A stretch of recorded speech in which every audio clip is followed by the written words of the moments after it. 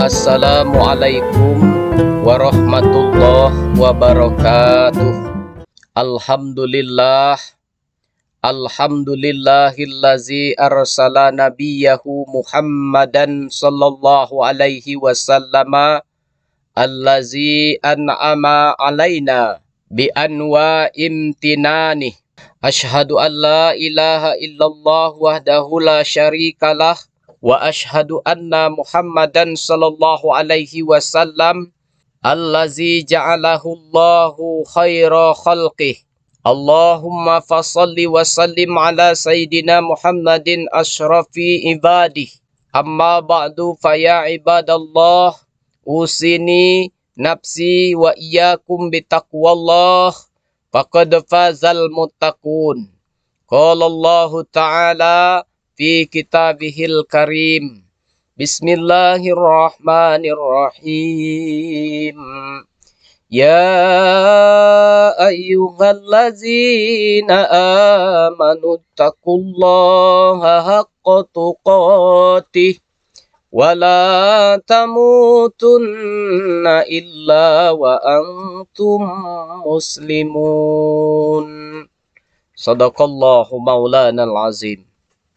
Jemaah yang dirahmati oleh Allah Subhanahu wa taala, alhamdulillah Allah telah memberikan apa yang kita butuhkan, bahkan yang kita tidak minta pun Allah berikan. Begitu maha rahman dan rahimnya Allah kepada makhluknya, maka marilah kita bersyukur dengan apa yang Allah berikan. Semoga kita menjadi hambanya yang pandai bersyukur. Salawat dan salam kepada Rasulullah sallallahu alaihi wasallam, Nabi Muhammad ibnu Abdullah, baik kepada keluarga, sahabat, pengikutnya sampai kepada yang akhir zaman. Khatib berwasiat kepada diri khatib dan juga kepada hadirin, marilah kita senantiasa meningkatkan ketakwaan, yang dalam hakikatnya ketakwaan menjadi gaya hidup, pola pikir dan tujuan kita.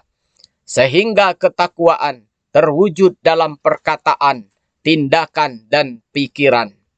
Jemaah yang dirahmati oleh Allah Subhanahu wa taala, izinkanlah khatib menyampaikan khutbah pada kesempatan ini, yaitu meraih keberkahan dalam bekerja. Jemaah yang dirahmati oleh Allah Subhanahu wa taala, Allah Subhanahu wa taala berfirman dalam Al-Qur'an, Bismillahirrahmanirrahim. Wa ma min dabbatin fil ardi illa 'alallahi rizquha wa ya'lamu mustaqarraha wa mustauda'aha kullum fi kitabim mubin.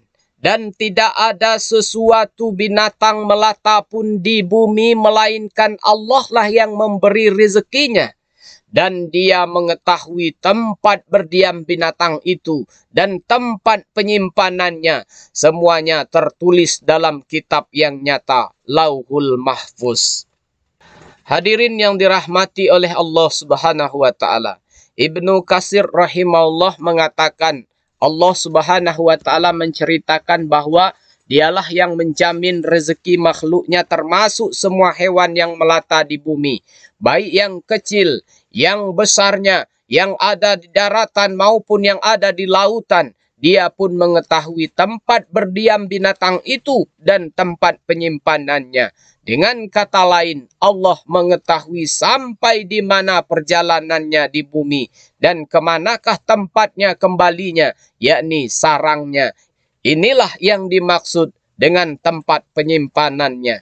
Dalam ayat ini kita diajarkan tentang keyakinan kepada Allah Subhanahu wa taala bahwa tidak ada yang terluput dari ketentuan Allah, yaitu masing-masing akan mendapatkan rezeki dari Allah Subhanahu wa taala.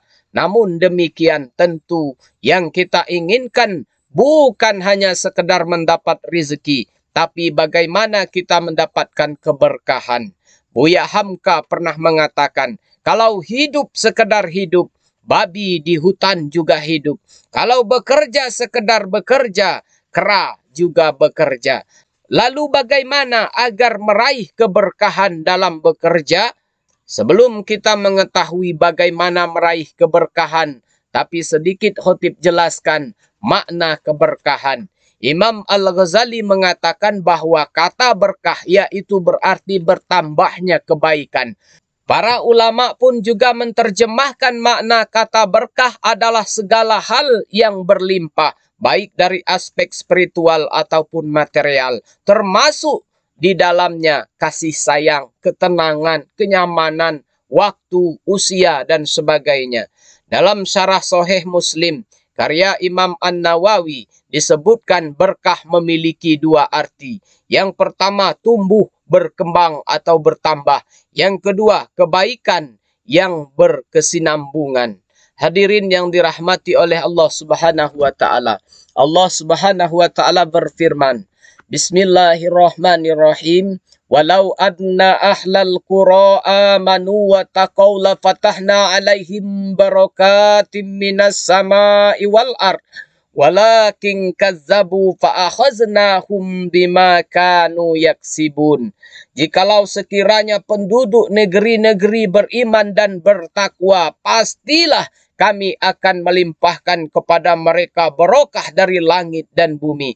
Tapi mereka mendustakan ayat-ayat kami itu, maka kami siksa mereka disebabkan perbuatannya. Quran Surah Al-A'raf. Dalam ayat ini, kita belajar bahwa keberkahan datangnya selalu dari Allah Subhanahu wa taala, bersumber dari dua kebaikan, hati, iman, dan takwa. Sebaliknya, jika tidak ada dua hal ini, maka keberkahan akan hilang dan sirna. Poin pertama, niatkan kerja karena ibadah kepada Allah Subhanahu wa taala. Insyaallah barokah. Rasulullah sallallahu alaihi wasallam bersabda, setiap amalan tergantung pada niatnya. Setiap orang mendapatkan apa yang dia maksudkan. Siapa yang hijrah karena Allah dan Rasulnya, maka hijrahnya untuk Allah dan Rasulnya. Siapa yang hijrahnya karena mencari dunia atau karena wanita yang dinikahinya, maka hijrahnya karena yang dia tuju itu. Hadis riwayat Bukhari dan Muslim. Ketika bekerja dengan niat baik dan tulus karena Allah, niscaya Allah berikan jalan keluarnya. Karena kerja dengan tangan sendiri lebih baik ketimbang meminta-minta. Rasulullah sallallahu alaihi wasallam bersabda, Bismillahirrahmanirrahim. Ar-Rifa'ata bin Rafi'i radhiyallahu anhu, anna Nabiyya sallallahu alaihi wasallam su'ila ayyul kasbi atyabu. Qala amalur rajuli biyadihi wa kullu bai'i mabrurin. Rawahul Bazzar wa sahhahul Hakim. Dari Rifa'ah bin Rafi', Nabi pernah ditanya mengenai pekerjaan apa yang paling baik. Jawab Nabi, kerja dengan tangan dan semua jual beli yang mabrur. Hadis riwayat Bazzar dan dinilai sahih oleh Al-Hakim. Dalam konsep lainnya, bahwa bagaimana seorang muslim dapat memadukan antara dua tujuan, mencari uang dan penghidupan, dengan tujuannya meraih pahala dan kebaikan yang tiada putus-putusnya. Hadirin yang dirahmati oleh Allah Subhanahu wa taala. Poin kedua, mulai pekerjaan dengan basmalah. Rasulullah sallallahu alaihi wasallam bersabda, "Kullu amrin zibalin la yubda'a fihi bi bismillah wa fi riwayatin bi zikrillah fahuwa aqta wa fi riwayati fahuwa abtar." Setiap perkara penting yang tidak dimulai dengan bismillah, dalam riwayat lain dengan mengingat Allah, maka amalan tersebut terputus, kurang keberkahannya. Disahihkan Ibnu Salah. Bahkan dalam hadis lain, kita dimotivasi oleh Rasulullah sallallahu alaihi wasallam. Rasulullah sallallahu alaihi wasallam bahwa barang siapa yang saat keluar dari rumahnya mengucapkan Bismillahirrahmanirrahim, maka engkau telah mendapatkan petunjuk dari Allah Subhanahu wa taala. Telah pula dicukupkan kebutuhanmu Dan jika telah diberi perlindungan dengan penjagaannya, maka godaan setan pun akan menyingkir.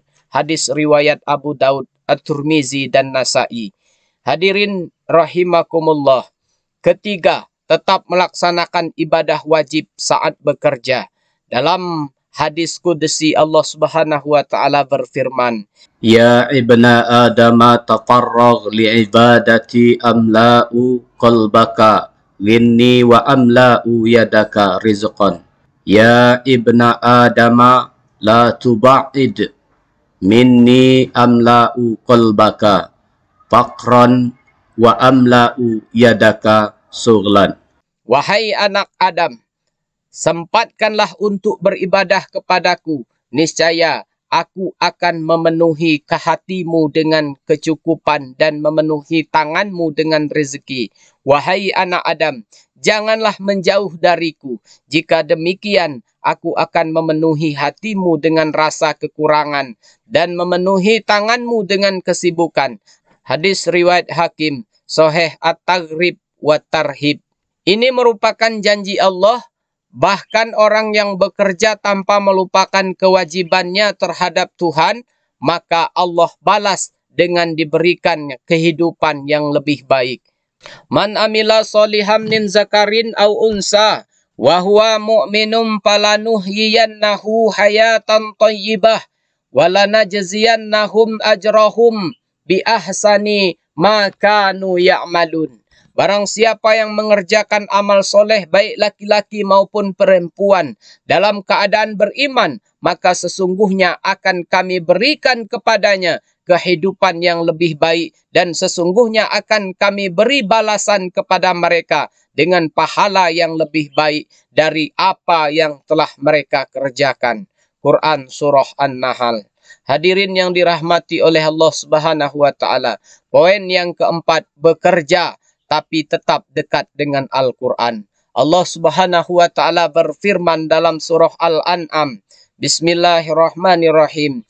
Wa hadza kitabun anzalnahu mubarak fattabi'uhu wattaqu la'allakum turhamun. Dan Al-Quran itu adalah kitab yang kami turunkan yang diberkahi, maka ikutilah dia.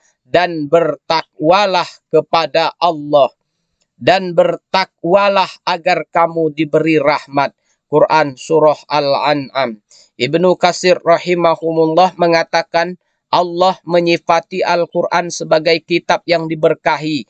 Yakni barang siapa yang mengikuti ajaran Al-Quran dan mengamalkannya, niscaya ia akan dapat barokah di dunia dan akhirat. Karena sesungguhnya Al-Quran adalah tali yang menghubungkan kepada Allah, tali Allah yang kuat. Barakallahu li wa lakum til Qur'anil azim. Wa nafa'ni wa iyyakum bil ayati wa zikril hakim. Innahu ta'ala jawadun karim.